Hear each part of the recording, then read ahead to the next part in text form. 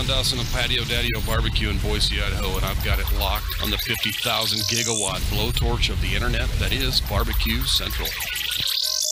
Start the game! Let's go! We'll do it live. Okay. Do it live! I'll write it and we'll do it live! So to get that perfect barbecue, you use wood. Are you sure it's safe? Whatever. We put the lighter fluid on, strike the match, and... Oh, should we call the fire department? That might be a good idea.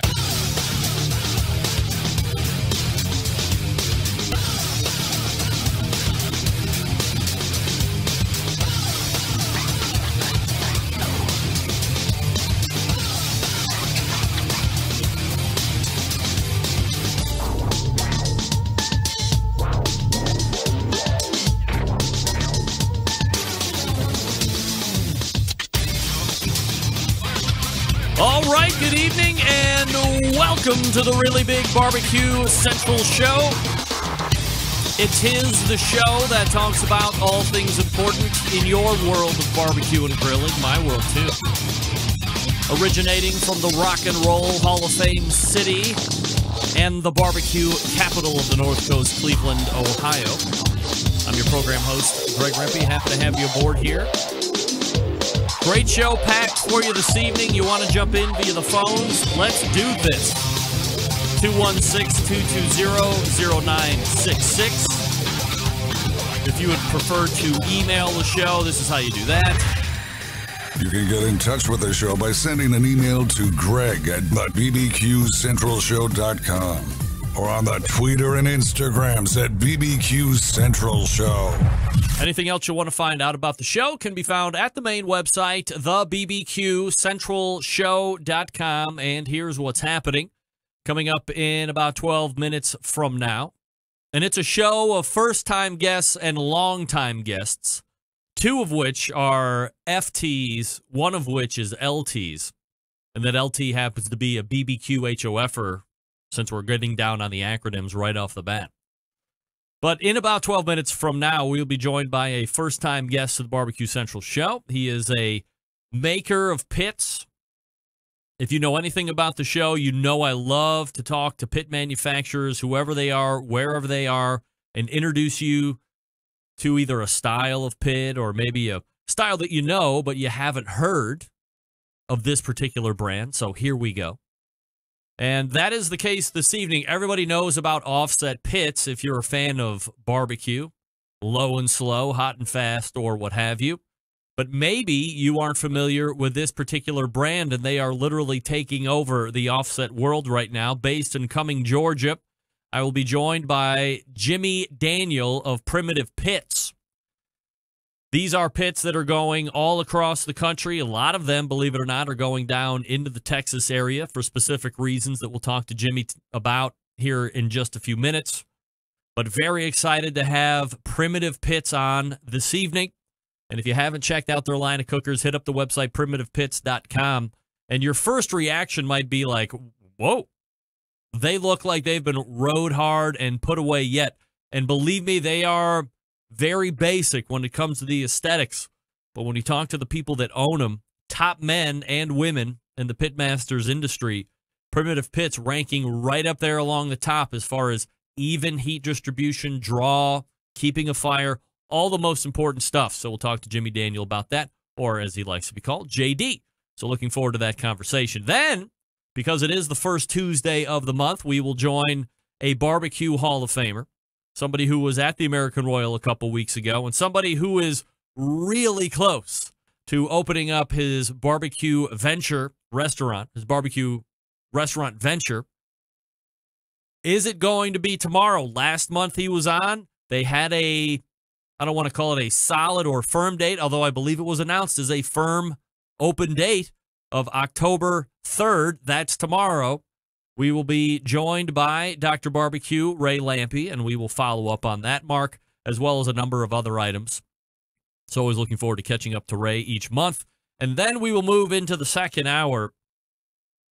And I'm always excited to do this show. I'm always excited to talk to new people because I never know what kind of energy and what kind of knowledge that they're going to bring. Certainly, when I'm prepping for the show and doing my due diligence, I like to go back and think that I at least have some kind of a background on what kind of information is going to be disseminated over the course of their segment. And this guest is so exciting to me on a number of different levels, not the least of which is, oh my goodness, this guy's local, right here in Cleveland, Ohio. So to have a gem like this in my backyard excites me to no end. But what we'll be talking about this evening, nothing short of intriguing, exciting, safe, crazy, who knows, industry breaking, foundation cracking, or John Dawson likes me to say, foundations cracking. All of the above, potentially. We're going to be talking about mushrooms and foraging. We're going to be talking about something called koji. And if you have not heard of that, by the time we get done with our conversation in the second hour, your mind will be blown. Specifically when it comes to taste and dry aging of beef and what it may or may not be able to do in that regard. I am talking about the one of the owners of Larder Delicatessen right here in Cleveland, Ohio. Also, first-timer to the show, Jeremy Umansky. Wow, am I excited to talk to Jeremy. Very excited. So there's your show as it lays out this evening. JD from Primitive Pits, Ray Lampy, Dr. Barbecue, and Jeremy Umansky, Larder Delicatessen. 216-220-0966, Greg at thebbqcentralshow.com. As I've mentioned before in the open of this show over the last month or so, follow me socially because it's exciting and I bring you value. Instagram at BBQ Central Show, same thing on the Twitter, and Facebook /BBQ Central Show. Quick reminder, the Bubba Burger contest ends at midnight tonight. So if you're hearing this podcast tomorrow, it's already over. Do not submit if you haven't already. That's October 2nd again. So while you're watching right now, head over to iTunes and leave a show review. 5 stars if you see fit. And use hashtag contest at some point in your evaluation of the show in order to be entered for the Bubba Burger shirt, hat, apron, and voucher for not 1, not 4, but 6 free hamburgers from Bubba Burger.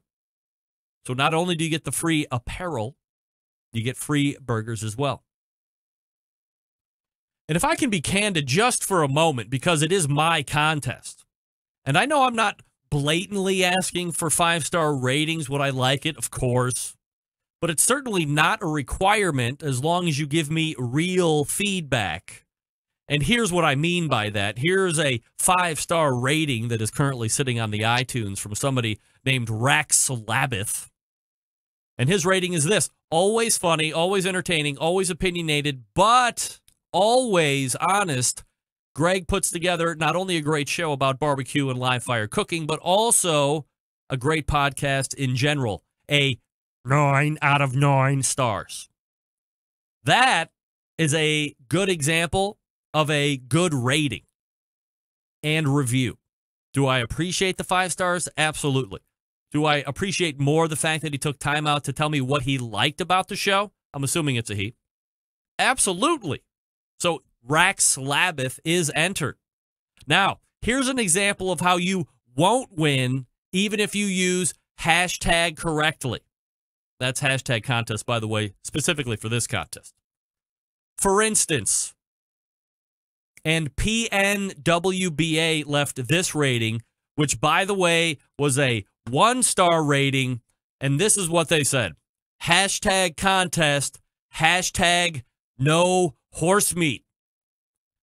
Let me tell you something. Putting hashtag contest and hashtag no horse meat and giving me a 1-star rating is not going to get you an entry into my contest. I mean, give me a break. If it's a 1-star rating for you, honestly, I'm talking to you man to man and woman to woman right here, right now. If you're going to take the time to go to iTunes and rate me at 1 star, owe me the common courtesy of truthfully reviewing the show and why you think it blows that bad. 1-star rating and all you got is hashtag contest and hashtag no horse meat?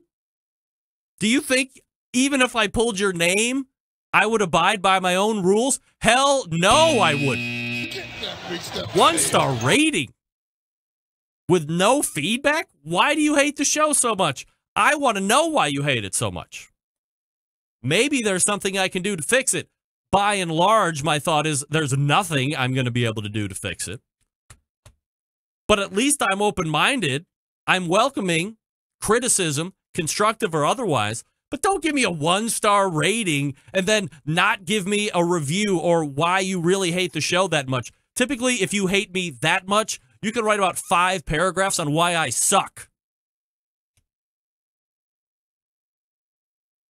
So if you're going to review me in the crapper, do me the common courtesy of giving me some feedback before you give me that 1-star rating. You're not going to win. PNWBA, if I pull your name out of the hat, it's going back into the hat and I'm pulling out a real winner.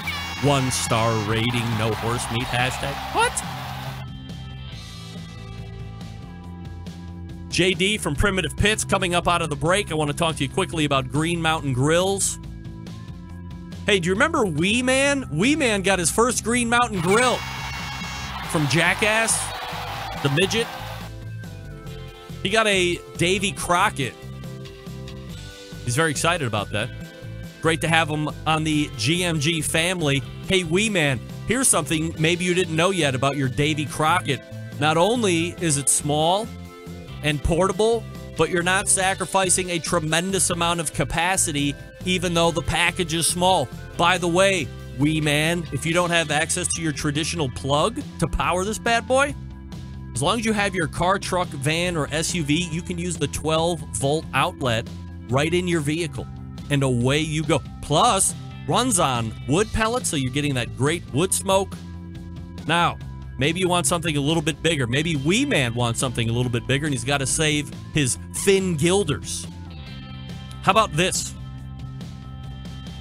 Might I suggest the Jim Bowie, or a little less big, or smaller, as we say in the United States, the Daniel Boone. Oh, yeah. Now, both of these have much bigger capacity than the Davy Crockett. A little more permanent in the setup as far as putting it in your backyard. Probably not going to take it on a lot of vacations or maybe a camping trip, depending on how long you're going to stay. But these are more for the backyard cooks.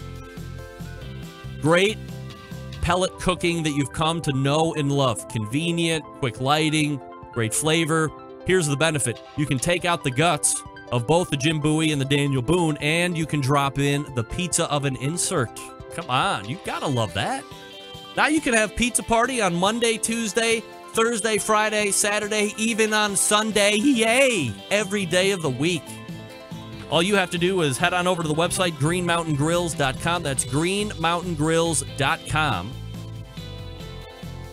And you're off and running. Plus, they got wood pellets to fire the cookers. They got sauces and rubs, all the accoutrement to make your pellet life easier with the Green Mountain Grills. Head on over, greenmountaingrills.com. All right, Jimmy Daniel from Primitive Pits out of the break. Stick around. We'll be right back.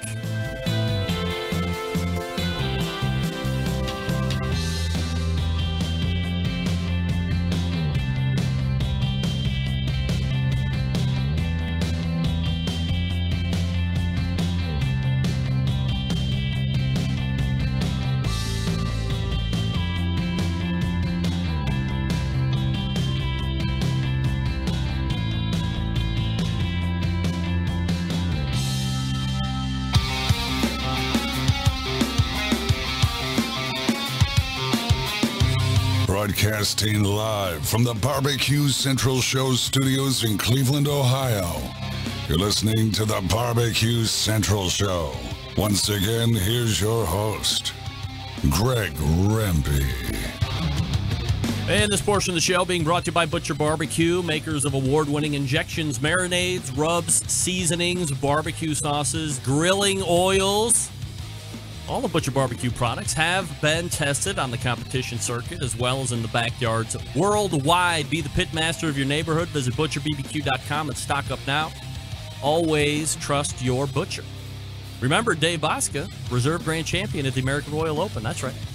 Hey, we love to talk about pits on this show. My one goal has always been to get top pit makers on here to talk about their products and how they operate. My first guest tonight is going to pick up this conversation from the last one that we had. Anyone notice that some of the most popular offset cookers out there are, well, let's say not overly sexy looking? My next guest falls into that arena, but man, these things are damn sexy when you look at how they operate and all the other stuff that really matters. So let's go to the Traeger Grills hotline and welcome the co-creator of Primitive Pits, Jimmy Daniel, joining me here on the show. Jimmy, how are you, buddy? Jimmy. Uh-oh. Must have got unplugged somewhere. I see him feverishly looking for a cable to plug back in. Jimmy? No, not there yet. All right. Let me call you right back. We'll see how it goes. We'll dump and then go back. That's what I like. Nothing says professionalism like doing the dump. Plus, 2-hour sound check yesterday, if you believe that. And we'll go ahead and run it back here. See where we're at. Jimmy? No, I can't. Now I quickly wonder if there's something going on in my arena. Let's go to the video settings here. Check out the audio, video, test audio. Oh, yeah, I don't know. It's weird. All right, you want to work phone? I see you, no problem, but let's go. Let me give you the hotline. That'll probably work. 216-220-0966. And that should work. I don't know why I can't get any audio this time. It never fails. Never fails. 216-220-0966. And I'll go ahead and jump off here so you can give me a shout back in.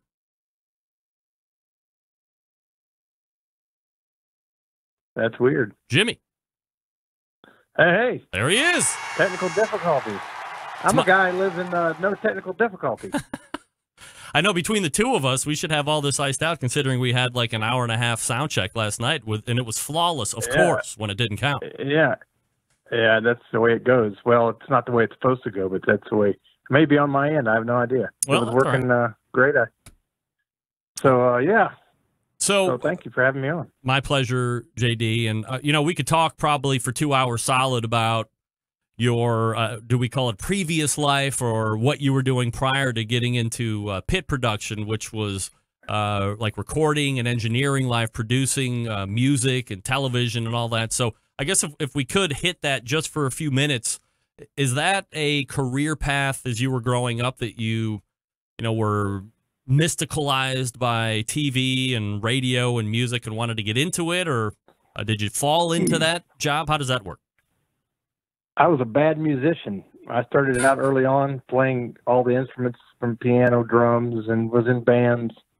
I just really, I guess I didn't work at it. You can point to that, but I didn't work at it enough to be a fantastic musician. And I tried to write songs, and, when you get into school and you start playing sports, they don't mix well together. So I kind of shelved that. But I grew up in a family that my dad was, a big barbecue guy. He's always messing around with the smokers, and he was always, tooling around, tweaking. And, we cooked whole hogs. We cooked a lot. I was raised up in East Tennessee, so we cooked a lot of stuff.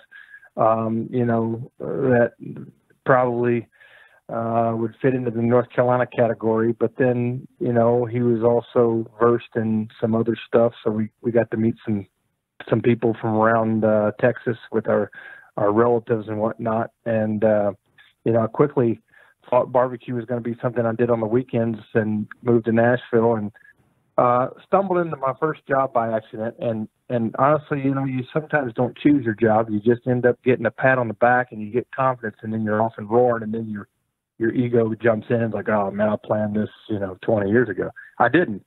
I recorded and broadcast lots of bands from, Van Halen to to Taylor Swift, and still to this day, I bet you go around to some of these crews and they say, mention something about Jimmy Daniel.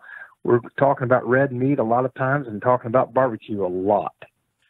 So when you got to Nashville that first time, you were still pretty much into barbecue and obviously into the day job. Did those two things mix with some of the people that maybe you were recording or working with, and you were doing a lot of barbecuing on the weekends? I didn't have a whole lot of time because I got really busy, and then I just shut down for 20 years and worked. But I always barbecued, and I even started to barbecue and have some clientele. People would call me because I had figured some stuff out that, the backyard guys are always looking to figure out. And I made some friends in the food side. And, Nashville's got a pretty good barbecue community and a pretty good red meat community based upon a lot of the artists in the 80s were Texas guys and 90s were Texas guys. So you had some pivotal Texas guys putting restaurants in Nashville. And, we were able to kind of have that vibe a little bit, that Dallas, Fort Worth steakhouse vibe in Nashville, at least for my early years. But we cooked as much as we could, and it didn't seem like we ever cooked on the same thing twice. We'd have block pits one weekend, and then a month later we'd be, with some contraption, a couple that I built that I wouldn't be showing off today. Jimmy Daniel joining me here on the show. JD, when did you make your first pit? 1994. I took an old Frigidaire, which now they're vintage, and you see them, they're outrageously priced, but like a refrigerator? Dog trainer had given me. What's that? Like a refrigerator? An old Frigidaire. Yeah, it was an old refrigerator, and I gutted the compression out of it, and I built a firebox on the side of it, and I wanted a vertical smoker that I could smoke some of the heavy meats on the bottom.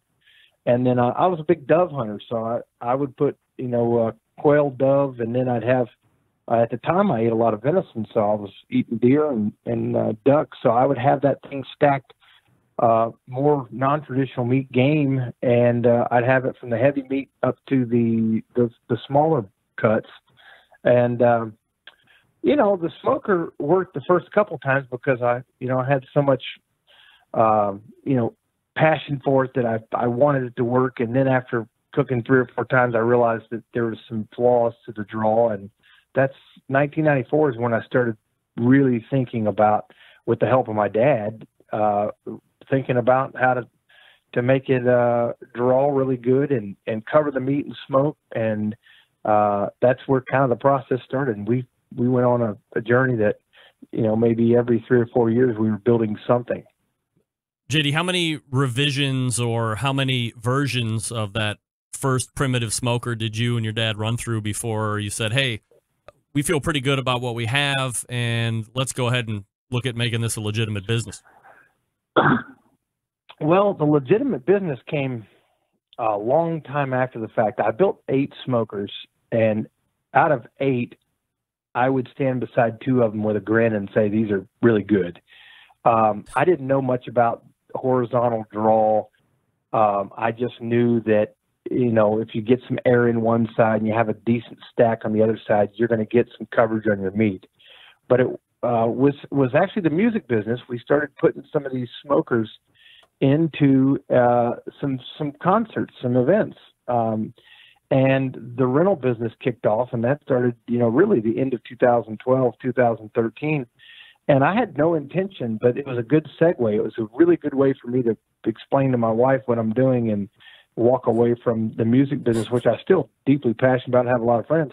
But it was actually the rental business that, of course, we build this smoker that Aaron Franklin has pretty much put on the map. And whatever the story is or how that came about from, John Myler or whatever the previous history that is, it doesn't matter. It matters the fact that it's a successful smoker. It's James Beard nominated and won, and maybe Aaron's got a high skill set, but if you put this in front of the right guy or girl, they can smoke some barbecue on it. So it's probably in about year number 2 of rentals. I was actually smoking myself at a festival called Brewing the Feast in Clemson, South Carolina. And a couple of guys that still work with us today, we were sitting around going, this thing it's great. I mean, it burns. We had it about 285, and we ran across the entire grates. We didn't have hot spots, and I was like, "Man, we need to keep this one." And that actually became the very first unit I sold because it was a good rental unit. And a barbecue place in Atlanta called Blue Freckle, still in existence today, bought it. He was a food truck at the time, and we took it to him, and I told him, I said, "I regret selling you this, but you're the first guy." And from there, I kept thinking, okay, it's going to slow down. And like, I think Sonny Moberg and Mill Scale, we all kind of probably in the back of our mind said, well, we better be ready to do something else. But Texas barbecue is, I love all barbecue, but Texas barbecue has been good for this smoker. It's a pit that you can really turn out product that's wow. You have wow moments when you eat brisket, ribs, whatever you're putting on this thing, you have the ability to really turn some heads. And obviously you are pro Texas barbecue, but when somebody like me or people that are like me or listeners of this show, they just want an implement that they can get in their backyard, or maybe they're looking to get into a catering business or open up a barbecue restaurant, something that they can count on, something that is consistent, something that's even temperature from left to right, whether you're doing Texas barbecue or Kansas City or California or all points in between. And that's really where the tipping point is that separates a primitive pits versus some of the other stuff that's existing on the market, correct? Right. First of all, it's kind of like going with craft beer, went through the same segment where everything gets bigger, scaled down.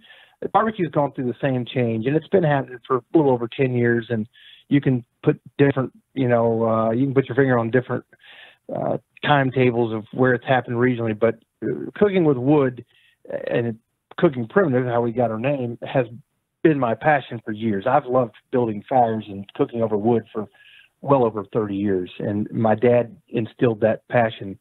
And so this is not easier work. The easy work was back in the 90s and 2000, first part of 2000 to 2006 or 7. You saw people putting in, units that you could throw a log in and go home. And then all of a sudden this paradigm shift to the hardworking, the kind of the steelworkers mentality of you're going to have to babysit this fire for 18 hours. And that's what we build, but it is very even, and it burns extremely clean. Once you get the fire hot and you're ready to go and put meat on, if you can manage a campfire, you can truly manage and learn to manage this thing. But we are in the business of putting guys that really enjoy the Texas style barbecue in business outside of Texas. Of course, we deliver every 10 days to Texas, but we're in Milwaukee and Memphis, Nashville, Knoxville, Los Angeles, Portland, Denver. We've got smokers going in various areas, and a lot of those guys are either influenced by the Central Texas barbecue, or they are coming from a pit room. Some of these guys were coming from, big name places, mm-hmm. whether it be Franklin's or Brennan Lamb from, who's starting his own deal, and he's phenomenal, great with us. And we've enjoyed working with him to, some of these guys that have had, Tejas chocolate to some of the guys that have actually had some real experience working on, smokers cooking high volume. Maybe we'll see one up in Cleveland, right? Yeah, baby. I had a bet down, and I started the stopwatch. We have a $50 bet when we were going to have to give a babe to Greg, and you know what? I lost. Oh no! I bet the Damn over. it. I bet the over. Of course. So Chris wins the bet, and Greg, we'll make a loose promise. We'll get you a babe up there, so you can test out the sub minus 10s. Yeah, modesty, not my strong suit, of course. So you mentioned Babe, but what other models does Primitive Pits offer? We make 4 models. We just introduced in July these 2 backyard series, and it was a risk. And I know the other guys that build smokers contemplate the same thing with the tariffs and price of steel. Mm-hmm. We have 2 backyard models. It's a 120 water gallon smoker that we call the Babe. It's a non-insulated firebox, but we found that we did insulate the first one and semi-insulated, and it just burned the chamber. It just really was too much. And then we have the 250, which is a semi-insulated, and it is very identical to our 1,500 gallon. And honestly, scale-wise, that cooker cooks really good. The downfalls, you can only get 9 briskets on it. So, but then we have the 500, which is a big catering option. We're building right now in the month of October. We'll build 7 or 8 of 500s. Wow.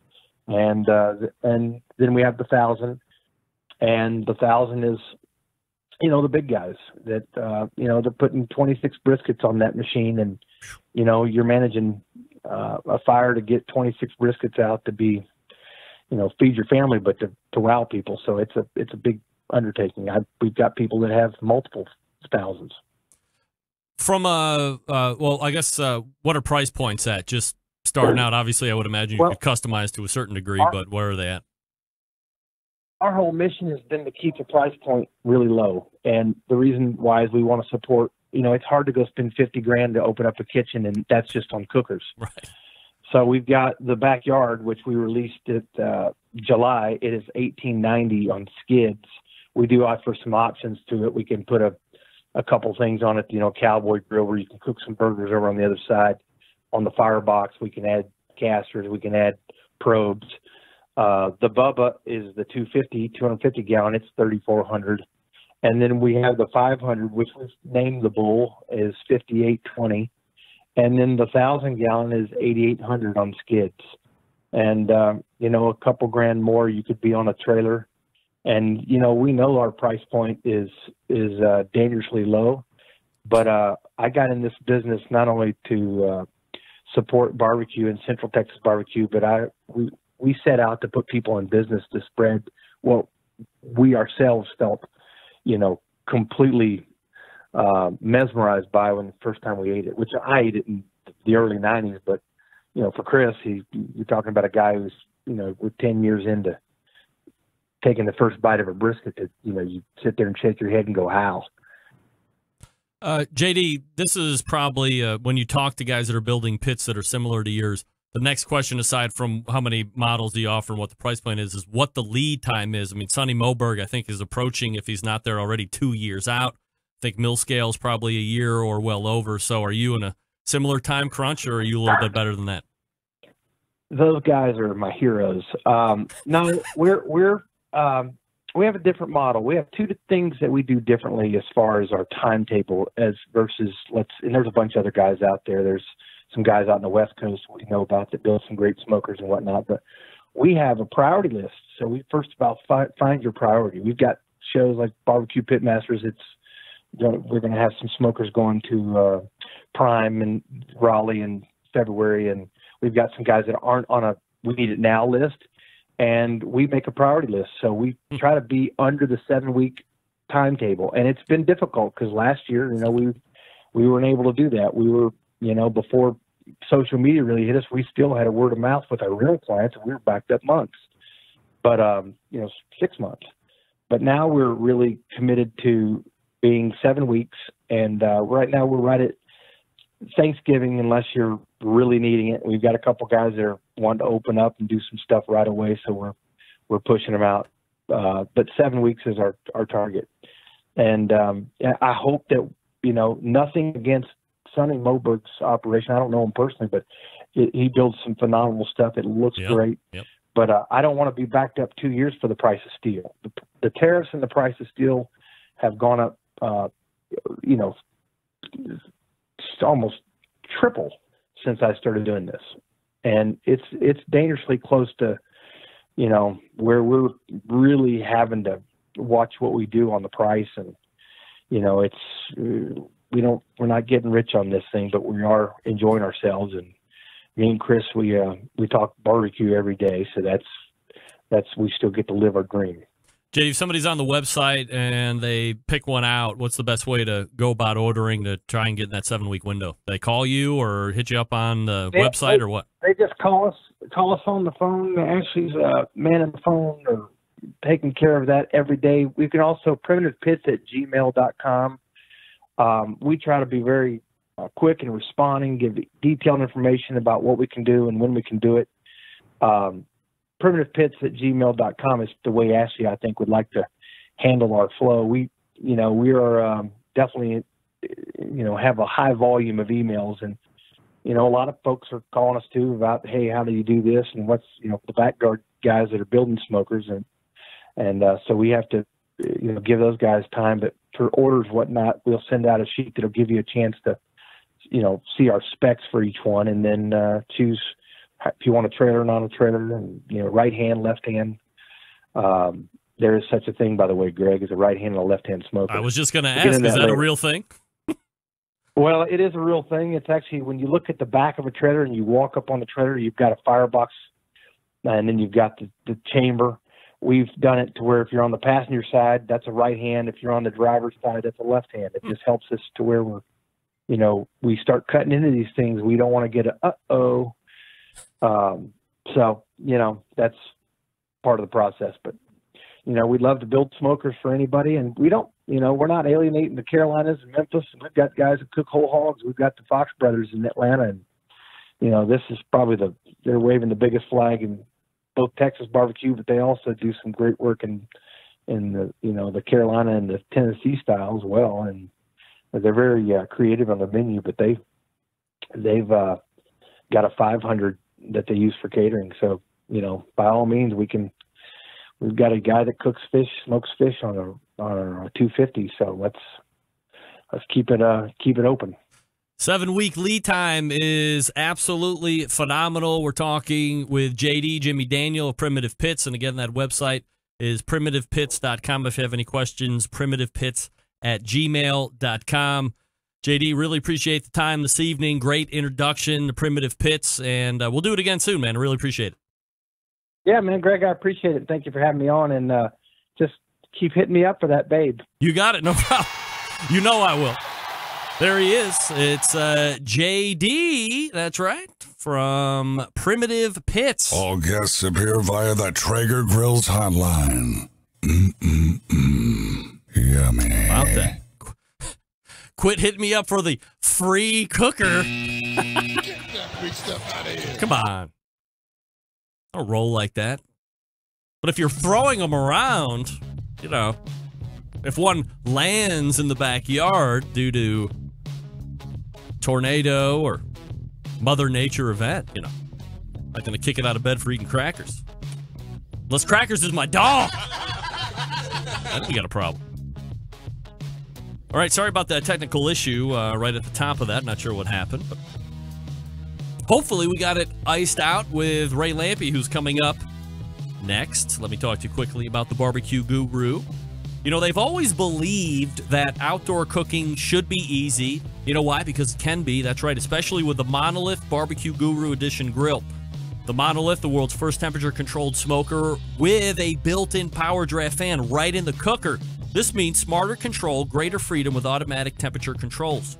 Especially if you're looking to do that ease of cooking time and temperature. Let the Monolith do all that work of a sous chef or a barbecue pit master. You just enjoy minimal effort and enjoy that oven-like precision at the grill. You can serve the tastiest, juiciest meals each and every time. Consistency is the key, and the Monolith cooker gives you that option. Now, here's perhaps even better news for you. If you're like, hey, Rempy, I'm into this Monolith Guru Edition grill. I love the fact that it has the fan, but I already have a DigiQ 2 controller. I already have a CyberQ Wi-Fi controller. What am I going to do? Do I have to get a brand new controller? Nay. You can take that controller and wire it right to the fan that's in the Monolith, and you're off and running. Now, if you want to upgrade, certainly your prerogative. You go to bbqguru.com, or you call them at 800-288-GURU. And they'll make sure they answer all your questions so you have exactly what you need to get up and running when you get all your stuff. By the way, programming note, Tuffy Stone and Barbecue Bob Trudnak will be on this show end of the month. So look forward to that.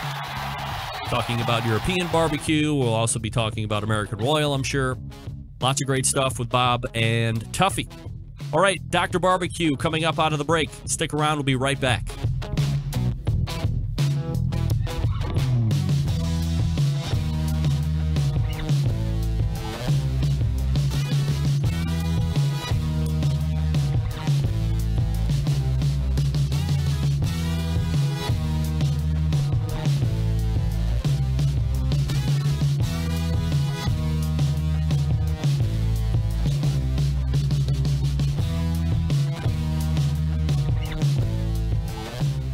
continuing to produce incredibly mediocre content in an exceptionally professional way. You're listening and watching the Barbecue Central Show.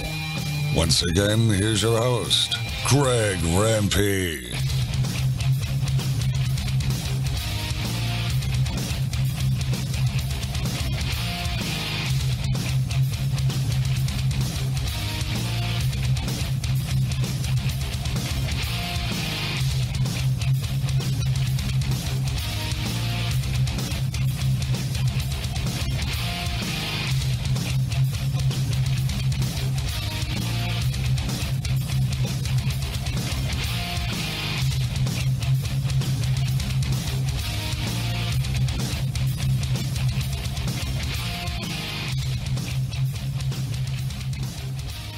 All right, welcome back. This portion of the show being brought to you by cookingpellets.com. Maybe you got questions about barbecue Oh, or grilling. right. Maybe as a hobby. Okay, pal. Just hold your horses. We're not there yet. This portion of the show being brought to you by cookingpellets.com, your number one source for quality wood pellets for all your pellet-driven cookers. You visit cookingpellets.com. That's COOKIN, cookingpellets.com for more information or to purchase. If you would rather purchase from a bigger online outlet, you can go to Amazon.com and purchase as well. Very easy. Amazon.com or cookingpellets.com to get your cooking pellets. I know I just told you the Barbecue Guru is lining up for end of the month, but we're also going to be chatting with CB from Cooking Pellets before the year is out as well. How about that? It's a lot of great stuff that we have going on. Many great guests lining up, as it were. Thanks again to JD, Jimmy Daniel, for joining me this past segment talking about primitive pits. And if you are any fan of offset cookers, you've probably heard of primitive pits. So he had mentioned Sonny Moberg. Sonny was on, I believe it was the very beginning part of July this year, so that was a couple months ago. You would also find companies like Mill Scale and Austin Smokeworks. Not sure who Aaron Franklin was using or is going to use when he gets into fabricating his own backyard cookers that he's been talking about. I don't even know if that's in production yet. Maybe that's got shelved or tabled. Certainly we'll figure that out as well. But if you're into that style of cooker, then certainly that's something that you're going to want to take a look at. And again, it's 7 weeks lead time. 7 weeks. Wow. It's insane. All right, hold on a second. Ray, you there? Ray? Ray? Greg, can you hear? Okay, there he is. Hello, Ray. No camera tonight? You running from the police? Yes. Yes, you are? Okay. I actually just kind of ran in the office, and that's what we ended up with. I forgot about you. You forgot about me? Don't say it out loud, Ray. Come on. You were watching Monday Night Football or something, right? I'm actually watching wrestling. Yeah, okay. Well, geez, man, I can't win tonight. Holy moly. Ray Lampe joining us here on the show. Ray, so let's go ahead, because I think you were just going to reference it. So let's go ahead and get the latest and greatest with Dr. Barbecue's restaurant. Where are we at? Today we got our permits all done. We are going to actually open this restaurant. Really? As of today. Now, I don't know that we've gone public with this date, but I'm going to reveal it with a caveat that, it still could not happen, but I think it's a done deal. October 17th will actually be opening day. October 17th? Pretty sure. Damn it! All right, so look, I don't want to let the cat out of the bag here, Ray, but in case you don't always listen to the show, there is some action going on about the opening date, and the embedded correspondents and I have taken up a little bit of a pool since our visit last month and bet on the actual dates of, because I think last month you said it was going to be tomorrow, which is October 3rd. That was the latest date. And so we were like, hey, let's take up a pool and blah, blah, blah. So I said October 15th. So, Ray, I mean, if there's any way you could move it up 48 freaking hours, I'll win $60. How about that? That's life-changing money. Does someone have the 17th, or maybe you're the closest to, Greg? Well, so we have John in Michigan says October 12th. Greg Rempe in Ohio says October 15th. Doug Scheiding says November 1st. I mean, the balls on that guy. That's not any love, Doug. Wait a second. You think that's bad? Steve from Tennessee says November 15th. Holy moly. Now, here's the caveat to the dates. It's not closest to, it's closest to without going over. So the minute you don't open on the 15th, I immediately am out of the opening. So it looks like Doug is probably sitting in best position at November 1st, even though I might be only 2 days away. Well, as much as I'd like to be offended by all of this, I really can't defend myself, and I don't blame you guys for having a pool. All done. But anyway, I think we're going to do it the 17th. Ray, were you surprised, or did you know that the restaurant already has reviews on the internet? I've seen that. I'm not involved in it. The nerve of these people. I mean, give Ray a break. Good, right? I know. You got like a 4.5 out of 5 rating already. Yeah, pretty I want to good. know the guy that didn't like us. So at least the 5's okay.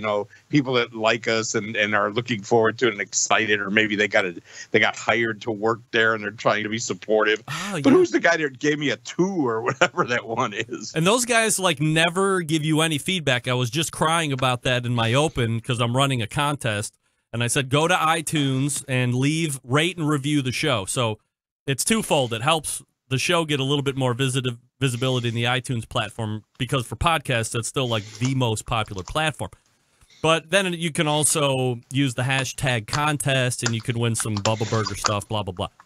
But, if you're going to leave me a 1-star review like somebody from PNWBA did, 1-star review and no feedback. If you're going to bust my balls, at least tell me why you hate me so much, so I can take some of that constructive criticism. Don't just drive by me, leave a 1-star review, and then put hashtag contest, because guess what? If I pick your name, I'm not giving you the prize, you son of a bitch.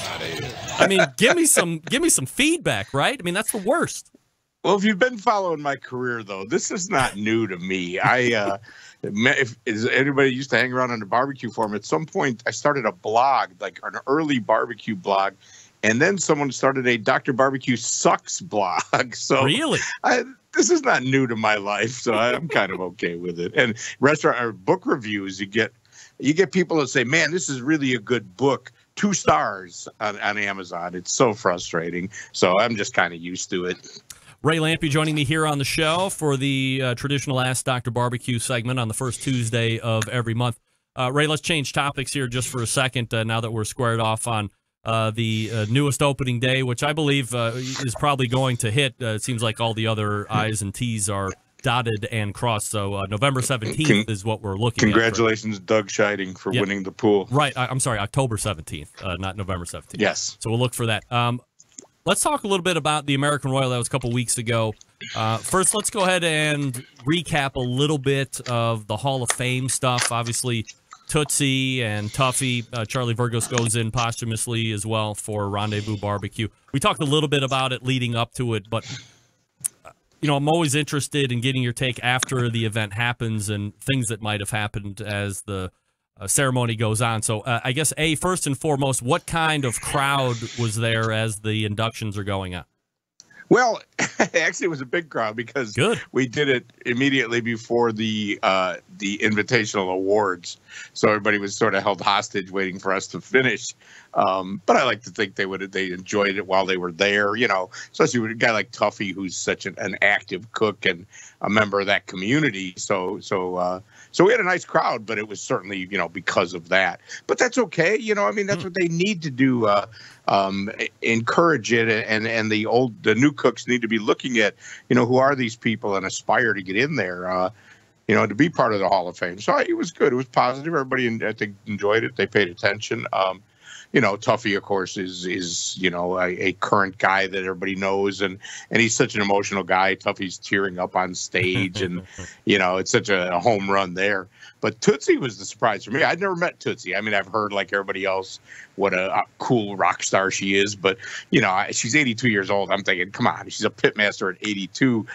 Can she really be that active? Man, she's a firecracker. Yeah. I believe she loads those pits every Saturday and cooks that barbecue. She's something else, and she has a full-time job at the school that I never knew. That was a real treat for me to meet her, and she is everything everybody says she is. What a sweetheart, and well deserved. And then, of course, the Vargos family, I had not met them either, and they were great as well. The Rendezvous, man, a very famous place, and not my favorite place to go eat barbecue, but doesn't matter. Certainly a legitimate Hall of Fame member. So that was a real treat. So what's really fun, the best part, and hopefully it'll get better and better, is they had a Black Apron event for us. So it's nothing too special. They had some beer and some snacks for us. But when you're there just standing around talking to, at the next table is Myron and Melissa and Pat Burke. And I'm sitting with Chris Lilly talking to Tuffy and, unfortunately, there's not as many of us there as you would hope there would be. But even so, you've got a dozen Hall of Famers and then, another dozen hangers-on and our friends that happen to be there that'll, ultimately be in the Hall of Fame too. So it's a pretty cool thing when we start taking pictures. I don't know if you saw the picture with all of us there together. That's really a treat to get to see all them people and celebrate. And they're trying, man. They really are trying. They gave us Yeti got behind it and gave everybody a nice little Yeti cup that had the Hall of Fame logo on it, and then they had Hall of Fame flags for us, a full-size big flag that just has the logo and says Barbecue Hall of Famer. Pretty cool. I just gave it to my partners today, and they were like, "Oh, we got to get this thing framed or something." And it'll be a giant frame, but so they're trying. It's really, it's doing good. It's just going to take forever, man, to get. We just got such a late start on this thing that think about the people we're just inducting. Tootsie, right. Yeah, she's still active, but this is someone that's been around forever. Charlie Vargos is an old guy. I mean, it's just. We need to induct 50 a year, and we can't do that. It wouldn't make sense, but we're just so far behind that it's just frustrating. In regards to the competition, and I was definitely interested to get your thoughts here this month as we recap it, was Bunch of Swines, which is a UK-based team winning the American Royal Invitational. I know you are familiar with them, so it probably wasn't a huge surprise to you that they won, but first European team to take down that crown. Yeah, that was really cool because they're good friends of mine, and I've known them over in England for years, and I've handed them some Grand Champion trophies as the MC of the awards over there. So I know them well, and I know that they know how to win. They have been an awesome team, and they've been coming over here now for years, cooking the Jack and the Royal. There's no accident, I don't know how people felt about it, but I really thought it was wonderful. And I think they've made a lot of friends over here too, but they absolutely deserved it. And they were like unconscious. I was right there. So I ran right up to the front and took pictures like from 3 feet away and sent them overseas right away to all their friends in England. So I thought that was just great. Good for them. What a cool thing. I mean, it just shows you how far this has all come. When Jackie Waite won the Jack, I still contend that was a legitimate win, but nobody else, people were blown away by the whole situation and just, couldn't believe what had happened. I don't think anybody's that surprised by Ed and Emma winning. If you know them, you're not surprised. And certainly nobody was surprised that Iowa Smoky D's claims their third Open title in 5 years. So I don't think anybody's won more Open titles than them in the last 5 years for sure. Do you think Darren will be voted, or do you think Iowa Smoky D's would be voted into the Hall of Fame next year? Well, I guess if somebody would nominate him, it'd be pretty hard. Nobody nominates him? You got to be kidding. I've never seen his name on the ballot. I don't know who all gets. We don't see the nominations. They whittle it down to a manageable number, and then we get to vote. So I've never seen Darren's name on the. My God, it'd be hard to not vote for it. One of the things, and I said this to the guys the other day when we were there, I was kind of the host of the Hall of Fame thing, and as a voter, I look for what have you done? I'd like to see, have you been involved in more than one thing? Like Tuffy. Tuffy's a restaurant guy. Tuffy is a legit chef with a catering business. He's got barbecue restaurants. He's obviously a good competitive cook. He's written a cookbook. He does classes. He's really touched a lot of the phases of barbecue, and I think that's a big deal. And so has Darren. Darren's just killed it as a competition cook these last 5 years or so, but Darren's running a really good restaurant there and catering company in Iowa as well. So it'd be hard to not vote for him if somebody nominated him. Ray, last question, and I appreciate the time as always each month that you give here to the show. And I'm not sure where this will rank with you, but last week we did our first Barbecue Central Show Guest Hall of Fame inductions with the embedded correspondents, and a Barbecue Central Show exclusive news update. As far as best recurring guests going into the 2018 Barbecue Hall of Fame class, Ray Lampe, you make it in. As I beat Meathead? Yeah, well, Meathead also got in too, but I mean, you get in, so now it's like 2 halls of fame for you. I'll give you like 5 or 10 seconds for a acceptance speech if you want. I'd like to thank the Academy and the embedded correspondents, and thank you. I mean, it's been a lot of fun, man. We've been doing this for a long time. It's nice to get this great honor. Is there any cash prize that goes with it? Yeah, $100 check in the mail. Don't ask me about it again. Yeah, I'll be looking for it. So, so big deals coming up. Look for October 17th for Dr. Barbecue to finally open. And today I'll show you how serious it is. I took 3 truckloads of trophies and plaques and pictures and all kinds of stuff over there today. The final touches. Get hung on the wall. So nice. It's serious, yes. All right, so we'll see next month where everything shakes out. In the meantime, you can check Ray Lampe out on his website, drbbq.com, and the first Tuesday of every month, you can check him out right here on the Barbecue Central Show for the Ask Dr. Barbecue segment. Ray, always appreciate the time. Thanks so much. Okay, see you, Greg. You got it. There he is, Ray Lampe. Dr. Barbecue. All guests appear via the Traeger Grills hotline. Well, I don't want to pull the curtain too far back by exposing the pool. But as I figured, Ray would take it in good stride. The bad news is I'm going to lose. I should probably change the rules and win that. I mean, I'm going to be way closer than Doug with a November 1st. Steve's at November 15th. John's out for sure. I'm way closer than John. I'm October 15th. Hey, let me talk to you quickly about Cook Shack before we wrap the first hour. They manufacture smoker ovens for barbecue lovers with any amount of experience, whether you barbecue in the backyard, on the competition scene, or in a 5-star dining facility. Cook Shack has the unit that will do the job, and with a full line of barbecue spices, sauces, pellets, and wood chunks, it's the perfect one-stop shop. They strive to be a barbecue resource center by offering cooking classes, online recipes, how-to videos, 2 blogs, Smoke and Grilling 101s, a video cooking classroom. How about this? You can check out their world-class barbecue forum and visit their social media platforms, Instagram, Facebook, YouTube, Twitter, Pinterest, and Google+. Pellet-fired smokers. Yeah, Cook Shack has them. They were designed by champion Ed Fast Eddie Moore, and the FEC 100, PG 1000, always customer favorites. The PG 1000 actually doubles as a smoker and a grill. Hot and fast or low and slow, the pellet grill line gives you the most for your money. Cook Shack residential electric smokers, the #1 smoker in the industry. High quality means high durability and versatility. Anything you can make in your oven, you can make in a Cook Shack. Passion and dedication drives Cook Shack's manufacturing, with quality always being at the forefront. Get the best in barbecue since 1962. You can call 800-423-0698 for more information, or again, visit their website at cookshack.com. We're back to wrap the first hour right after this. Stick around. Be right back. Big name interviews, advice on cooking brisket and ribs, and the only host willing to share his honest opinion on all things important in the world of barbecue. It's the Barbecue Central Show. All right, we are back. Uh-oh. Cat in the house. Thanks again to Ray Lampe for joining me last segment. big things going on. He's calling for an October 17th open date of Dr. Barbecue, the restaurant.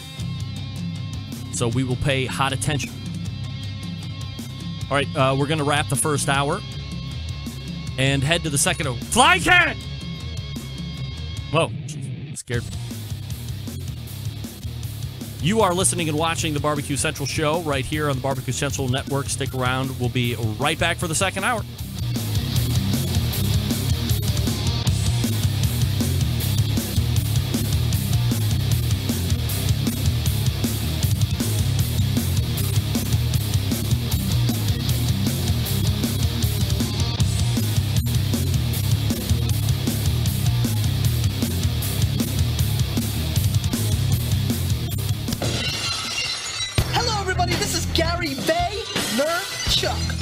Of Wine Library TV, aka WLTV, and this is BBQ Central.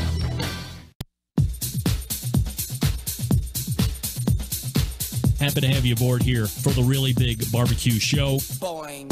We cook because we have to, and we grill because we want to. Hit me! Fine, how you doing? You have a great show. I'm a big fan.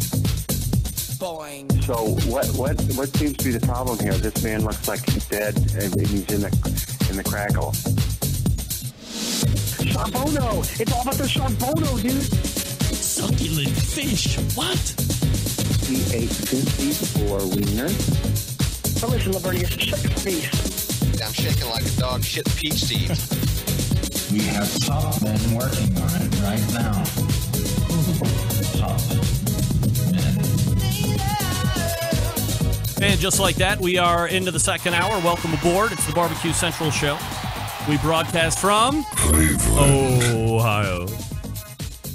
And we talk about all things that are important to the world of barbecue and grilling. Still to come on the show tonight, Jeremy Yamansky from Larder Delicatessen right here on the west side of Cleveland. The near west side, if you're familiar with Cleveland. West 29th Street, to be exact. Right in the old Cleveland Firehouse. I think that's what they call it. So, really looking forward to that.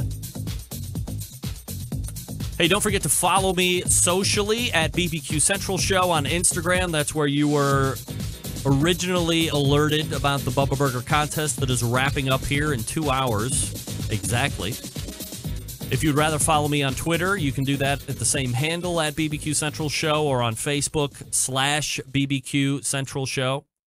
If you're watching on Facebook, thank you very much. If you're wondering why I'm not interacting with you on Facebook, I don't watch the chat on Facebook. It's annoying. It's annoying. And I can't follow it. And there's no widget or app on the streaming software that I use that will show me it. So until that happens, I'm not going to be able to check that out. But know that I appreciate you watching live right here. Once again, as I had mentioned in the first hour, we are now in the final 2 hours of the Bubba Burger promotional contest. So here's what you need to do. Hit iTunes, find the Barbecue Central show, or go to my website and click on the iTunes link under subscribe, and then leave a review and rating. Remember, while there is a great chance that if you leave an honest review, you will be included in the contest. If you leave me a 1-star review with no comment or feedback, even if you use the correct hashtag, I will not. Andrew, you are not the fire. That's right. I will not include you. Why? Because it's my contest and I can do that.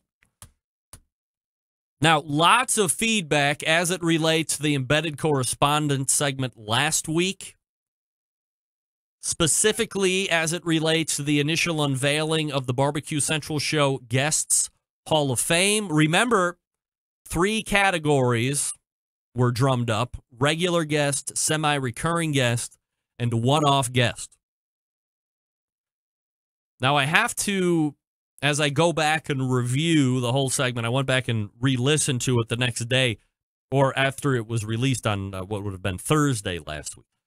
Audibly, it was great. Content was superior. There's something that's going on within the inner circle called the best 1 minute of Steve from Tennessee that John Solberg puts together that is not going out for public consumption, and it's not like I'm trying to tell you that what we get to listen to is better than what you get to listen to, but it's so funny. But that's private. You got to get in the inner circle for that. And I decided to go back over that first run of the Hall of Fame.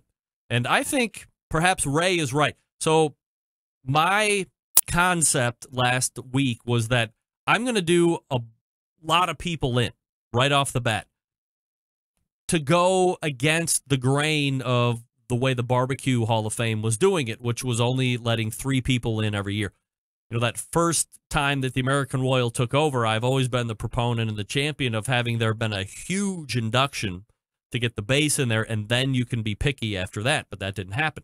So we, the embedded correspondents, and I ushered in a number of people last week, and now that we have that base, I'm going to make a page on the website. I'm going to make a list of who is in under those categories, and then going forward next year, we'll probably put in 1 recurring guest, 1 semi-recurring guest, and one-off guest each.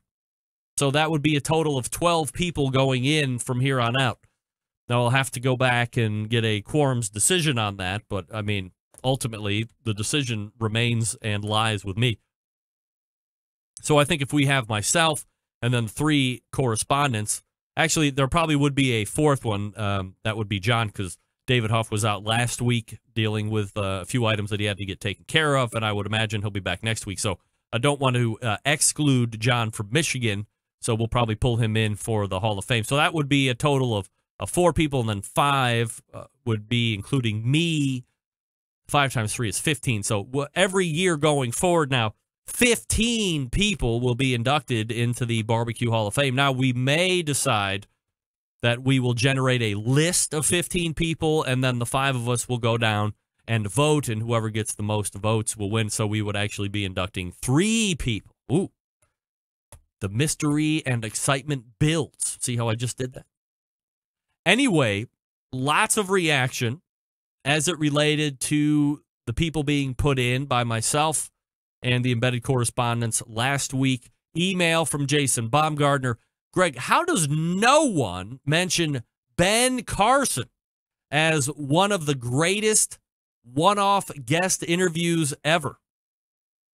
That interview on the Carson Rodizio took so many left-hand turns, I thought I was listening to a NASCAR race. Good one, Jason. Yeah, except I believe his name was Blake Carson. Get that big stuff out of here. Jason, Ben Carson was the dude running for president.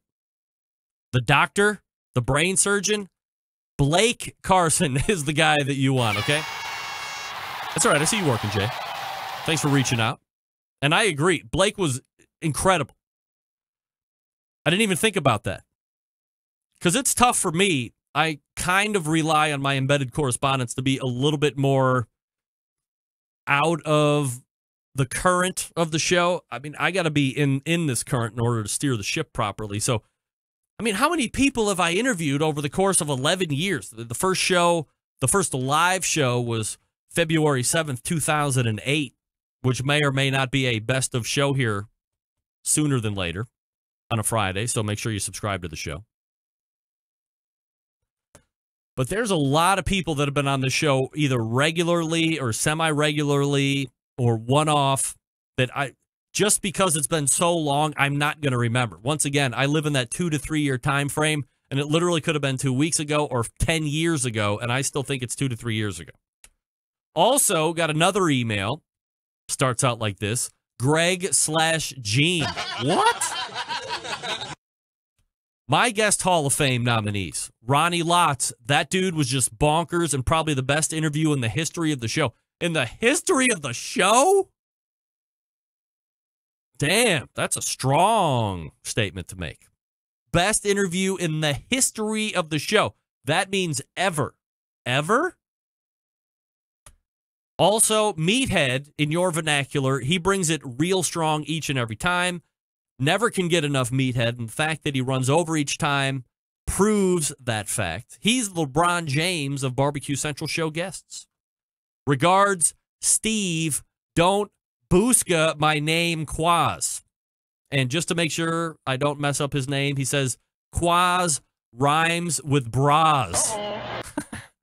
You know, like the woman's undergarment. So thank you, Steve Quaz. Yeah, I agree. Meathead is definitely in Hall of Fame. Ray Lampe, definitely in the Hall of Fame.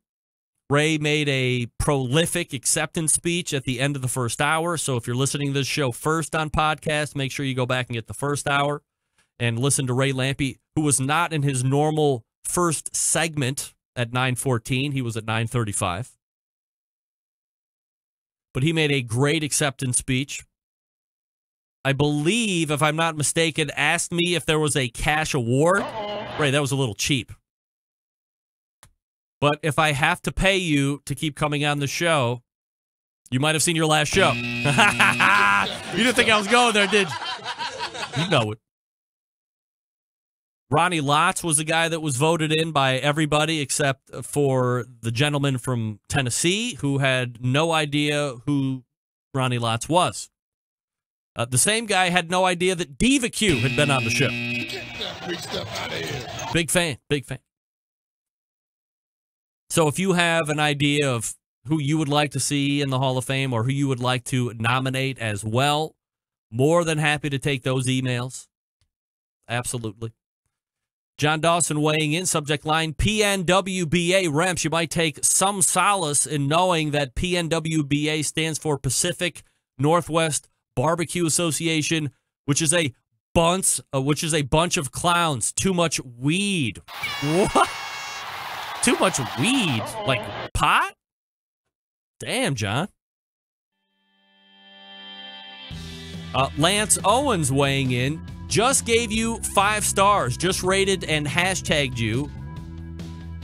But not sure it goes live right away. So don't forget me in your contest. That other guy must beat a horse meat lover. Horse meat lover. Excuse the abbreviated response and any mistakes. This has been sent through the iPhone. Of course. I don't think Lance Owens typed that portion of it. But thank you for the 5-star review, Lance. And for leaving me an honest review. I can't wait to read it. Here's something else I can't wait to talk to you about. Traeger grills. Oh, I love mine. I have a Timberline 850. I'd love a Timberline 1300. Also, the Pro Series. I would love 2 or 3 of those. Because behind every great meal is a great grill, but not any grill, a Traeger grill. The Timberline, Traeger's most advanced grill yet. It allows you to grill, smoke, bake, roast, braise, and barbecue like a pro. No matter your level, thanks to the incredible wood-fired taste. Seriously, you don't know flavor till you're cooking with it. Traeger grills use all-natural hardwood pellets as fuel, so you're literally cooking with flavor. From low and slow smoked ribs to a seared steak, even a baked apple pie. What? Traeger's can handle it all, and Traeger Timberline makes it even easier. Thanks to the Wi-Fi capability, you can check on your cooks, kick up temperatures, and set custom cook cycles anytime, anywhere, all right from your phone through the Traeger app. In fact, if I was cooking a brisket right now, I could go ahead and check on it. Find one at your local Traeger dealer or check them out online, TraegerGrills.com. Want to beef up that barbecue game? Hell yes, you do. Traeger Shop Class is going coast to coast, bringing barbecue knowledge and amazing wood-fired foods everywhere they go. Taught by professional pit masters, you'll take home all the skills you need to reach barbecue glory. Find a shop class near you and sign up today. TraegerGrills.com/shopclass. That's TraegerGrills.com/shopclass. Or just the main website to check out the cookers, TraegerGrills.com. Great news. I have been unblocked by Instagram's Traeger account. So now I can properly include them on tags and hashtags and mentions. So not sure exactly how I got banned by Traeger Grills on Instagram, but I am now unbanned. Jeremy Yamansky coming up out of the break. Stick around. We'll be right back.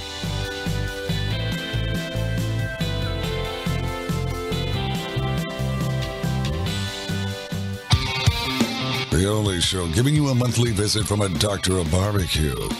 A man actually named Meathead. the author of a barbecue Bible, bloggers, reviewers, competitors, and manufacturers by the dozens. It's the Barbecue Central Show. Once again, here's your host, Greg Rempe.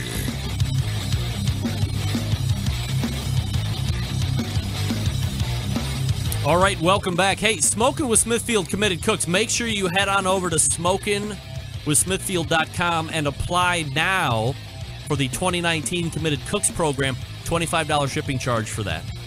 Open to the first 500 applicants. Also, if you're running a barbecue contest and you would like to apply for the 2019 Smithfield Grant that is currently going on, which I believe is until the end of the month, you can do that at SmokingWithSmithfield.com. Get after it. Also, I do want to mention that winning this past weekend's second annual Smithfield Classic was Fred Robles from Rio Valley Meats, so congratulations to Fred.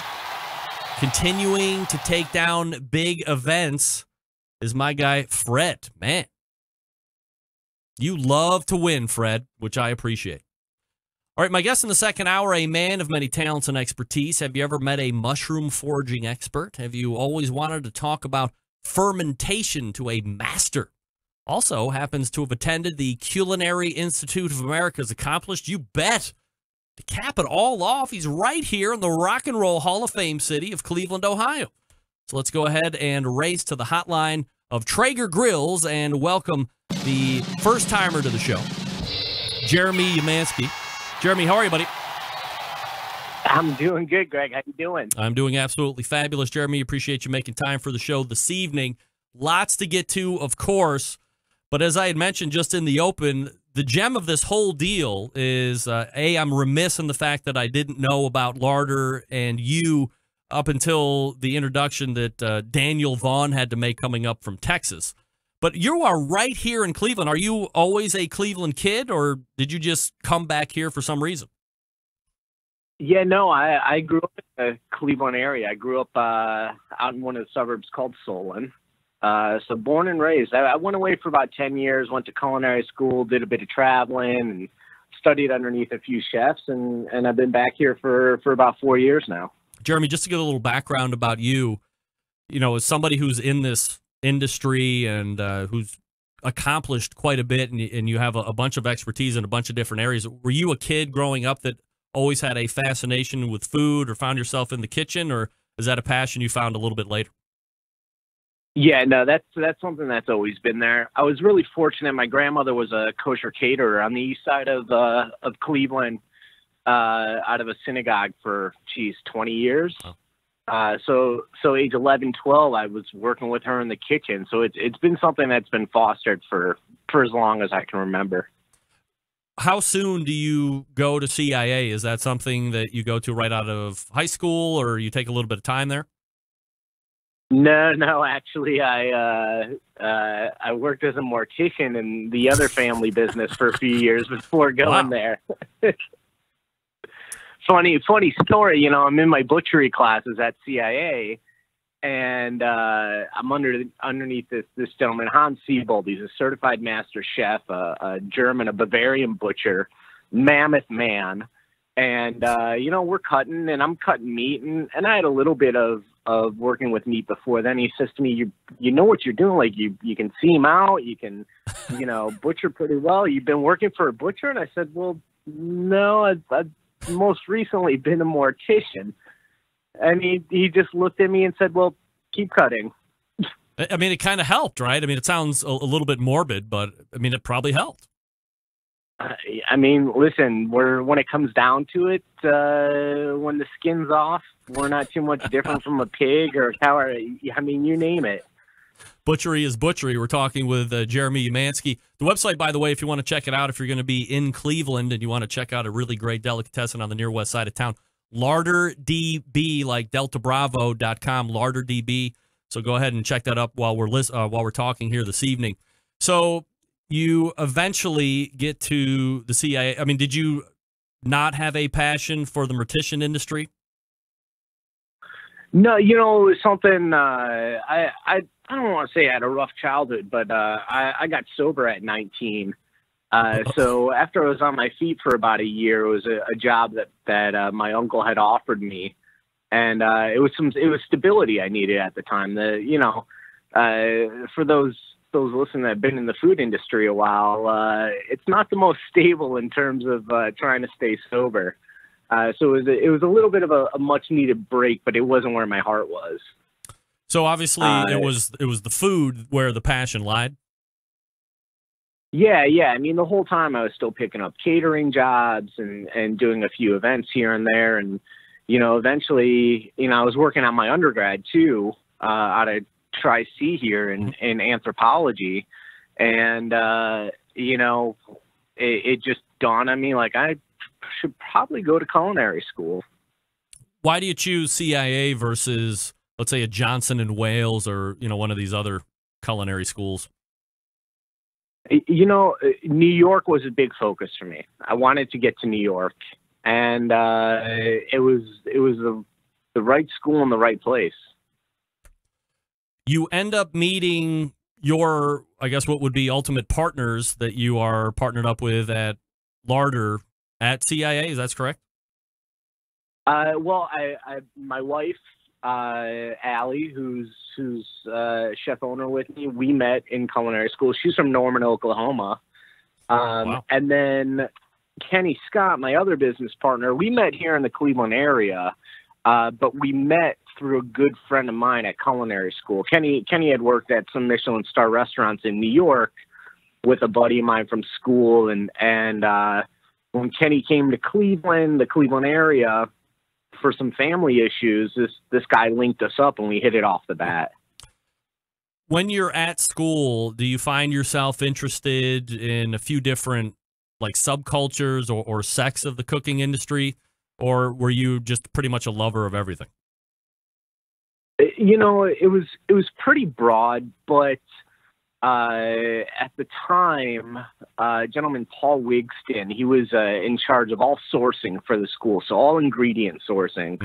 Paul's a farmer. He had a family farm, and I was president of the Garden Society, and I was president of a group called Chef Sustaining Agriculture, which is now a slow food on campus group. And Paul saw I was doing these things. He offered me a job on his farm. So I started farming. I eventually became his land manager.